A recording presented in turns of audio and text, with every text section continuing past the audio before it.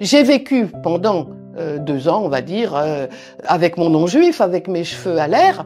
Je n'ai jamais eu le moindre problème. Même pas une phrase méchante. Jamais. C'est une société très tolérante qui est en train de mourir. Il faut bien comprendre que ce qui est en train de se passer, c'est un génocide contre la population de Gaza.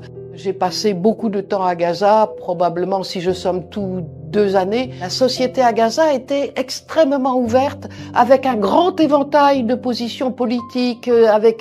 C'était une société totalement normale, mise sous blocus. Voilà, un bout d'humanité, comme on l'imagine, mis en cage. C'est une situation invraisemblable. J'ai beaucoup aimé vivre à Gaza. J'ai noué des amitiés très fortes. On a essayé de défendre en particulier 2 catégories de population, les paysans et les pêcheurs. Pourquoi les paysans et les pêcheurs? Parce que la pression israélienne, elle a essentiellement été avec l'idée on veut faire des Palestiniens des assistés. On veut détruire le lien social, on veut détruire leur société.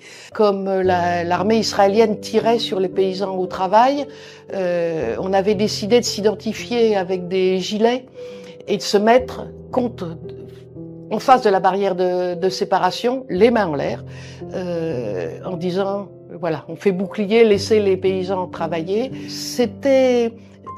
J'avais déjà plus de 60 ans, c'est spécial hein, d'être devant un tireur qui te met en joue.